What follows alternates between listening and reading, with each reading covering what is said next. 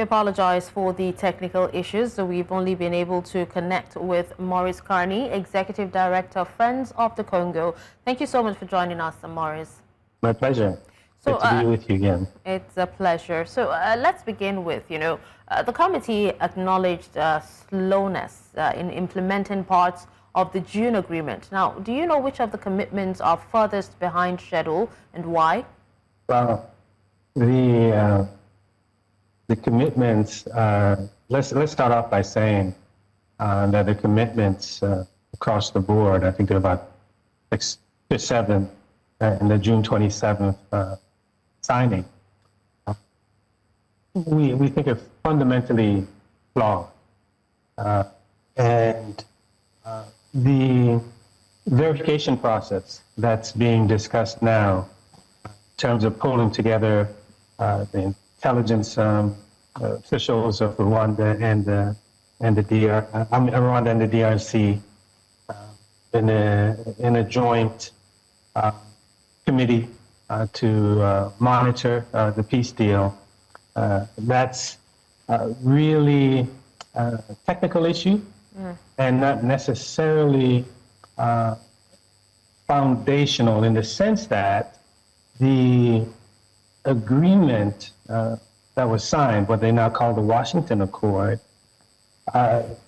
totally excluded the central issue.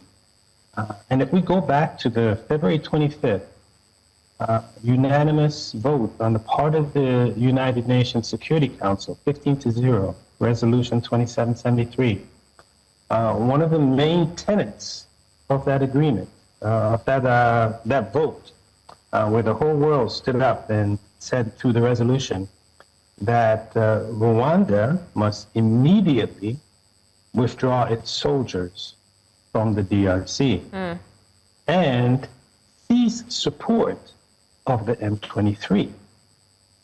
That was central to Resolution 2773.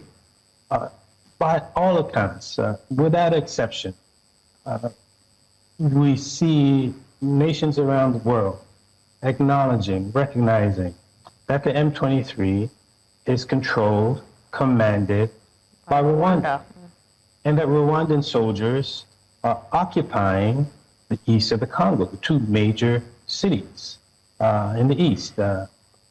Goma, 2 million population, Bukavu, 1 million population. Okay, now, Maurice, Maurice, this is really important. This is really important. I have to lay this out so the viewing audience can understand that since 2022, right, M23, backed by Rwanda, has occupied the Congo, starting with Bunagana, and they captured territory right up to 2025. Rwanda and the M23, right? Through capturing territory now almost the size of Rwanda itself, 2 major cities.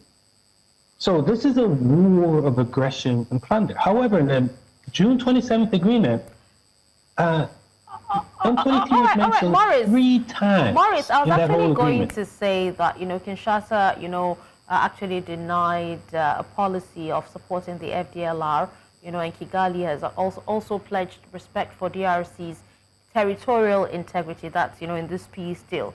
So how do we reconcile these competing narratives in practice? I think that's part of the issue, focusing on the competing narratives as opposed to the facts on the ground. Right? The facts on the ground, the east of the DRC is being occupied by Rwanda and the M23, right? And the world has said, through the United Nations, Rwanda should withdraw its forces, cease its support of the M23, and do so immediately without any conditions.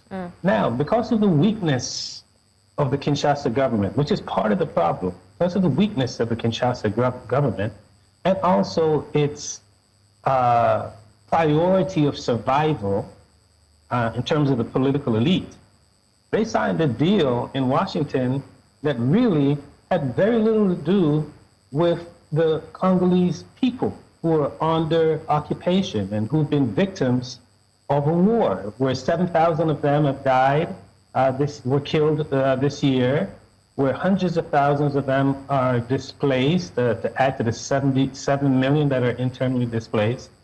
So we have a situation where the world is like turned upside down. Like, you know, the Rwandan foreign minister was questioned about the FDLR. And do you know what he said the last time that Rwanda was attacked? Not even by the FDLR, but by an affiliate of the FDLR. 2019. Okay. And he said that there were dozens of people killed, right? Yeah. So this FDLR, in terms of a threat to Rwanda, is really, a straw man. But the fact of the matter is, 7,000 Congolese killed since the start of this year, 7 million Congolese internally displaced, at least 6 million Congolese killed since Rwanda started this war of aggression against the Congolese people. If you put the 7 million that were internally displaced, the 6 million that's been killed, at least, that's about 13 million, the size of Rwanda's population. Are you saying to the world that the Congolese people are to pay a price, the size of Rwanda's population, for an FDLR that they say is a threat to Rwanda, where the foreign minister himself said the last time, not even the FDLR, but an affiliate of their attack Rwanda was in 2019? Well, let's also hear from Claude. So sorry, we're pressed for time, so we're trying to take, as much as we can, from both of you. So, Claude, yes. Welcome back. Thank you for joining us. Now, the statement calls for ending state support to non-state armed groups, right? Are there credible verifications and enforcement tools that exist to ensure, that that happens? Are there credible? Is there credible evidence that the states are supporting non-state actors? Verification? No. Are there credible verifications and enforcement tools that exist to ensure that these non-state actors do not go back to take arms? Yes. First of all, credible verification. I heard part of what Maurice was saying. Congo has been invaded by Rwanda and the M23 itself, by Rwanda and Uganda. So the M23 itself it cannot exist, it cannot succeed, it cannot sustain, it cannot continue to occupy and terrorize the people in Congo unless they have the support of neighboring states, Rwanda and Uganda.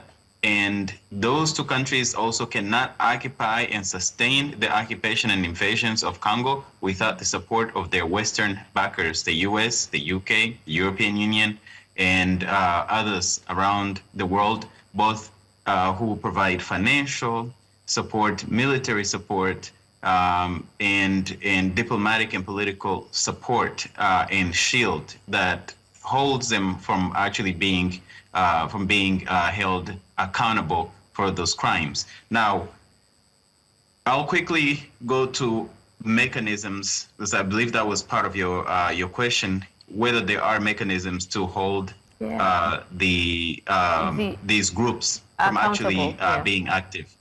Yeah, so I'll give an example. In 2012, 2013, the M23 was doing the exact same thing that it's doing today. They went and took over large parts of Congo. And in a space of months, they had displaced millions of people and had killed hundreds of thousands of people and occupied the city of Goma.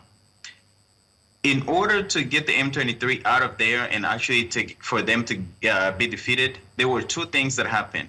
One was the international donors withholding funds and aid from Rwanda, and the other was the international force brigade that was made of South Africans, Tanzanians, and Malawian troops. Those two elements, in a space of a couple of months, actually defeated the M23. And so, yes, there are mechanisms. Those are, number one, stopping the support to the states that are actually sponsoring these groups. And so that is one, financial support and military support. That's a good start. The second is, if you take a look at what happens, in the reason why it's so credible that these groups are supported by state actors, look at everybody that gets captured by the M23. Where do they go? They don't stay in Goma. They don't stay in Bukavu. They send them to Rwanda. So that already okay, Claude. is But showing. then, how meaningful is the merged independent joint secretariat likely to be on the ground? Is there a mandate, access, and funding that it will need, in order to be effective? It doesn't really require all of that. The example I gave in previous times, there wasn't. The funding was for the International Force Brigade, which Congo, the conflict and the war of aggression that's happening in Congo is already consuming billions of resources from the UN. There are already resources with a force in a UN force in the Congo, and other resources that are in the Congo that are not actually even helping to end this conflict. So in terms of finances and resources, it doesn't need that much. What is needed is especially policy changes where there is serious accountability in, number one, starting with the finances. Number two, there's also sanctioning individuals. We have seen, and there's evidence of individual generals in Rwanda who are commanding and providing logistical and training and all kinds of support, recruitment support to the M23. Hold those accountable. Put on some travel bans. Freeze their finances all over the world. That will be a start. So it doesn't actually require a lot of resource investment. There are a lot of things that can be done even before that happens that would actually put this to an end. And as I said before, the M23 cannot exist. It's not if you look at rebel groups on the continent, you'll see somebody walking around with a group of 10 people ragtag, somebody wearing a Michael Jordan jersey, somebody wearing a Messi jersey, and some flip-flops and things like that. The M23 looks and acts like a conventional army because it is an extension of Rwanda's conventional army, and that's how they are able to they're using national resources basically to take over another country's territories, terrorize the people, displace them, and continue to get away with it through these international relations. All right, well, we're winding down, so let's come back to you, Maurice. Now, the agreement actually foresees disarmament and reintegration of some of these fighters, if not all the fighters. Are you worried about this, especially the reintegration part? My goodness, we've seen that so many times in the Congo for the past, 30 years. It's really, I really understand your questioning within the context of the agreement, but it's so difficult for me to respond in a way. It's almost like I'll be talking about the symptoms and responding to the symptoms, right? As opposed to the core matters.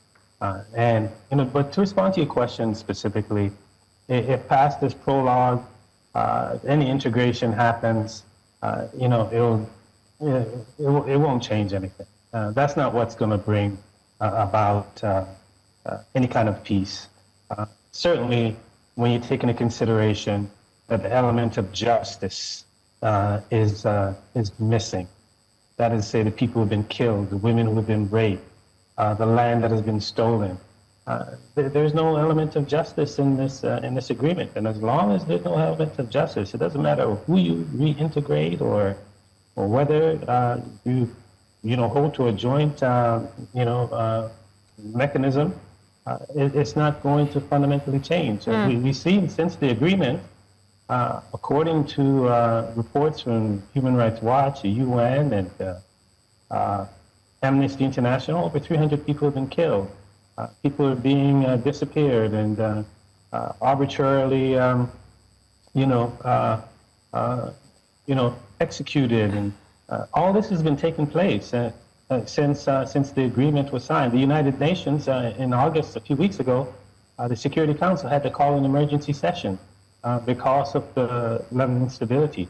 People who are still under occupation in the east of the Congo, they're living with fear and uncertainty. All right. I think it's really important for us to focus on the facts on the ground. The facts on the ground indicate that whatever is being talked about in Doha or Washington is not likely to lead to any kind of material change for the people on the ground, especially when you take into consideration that the question of justice. All right, Maurice. I really wish we could, discuss more on this, but there's really no time. Thank you so much, Claude. Thank you so much, Maurice, for your time and for speaking on this.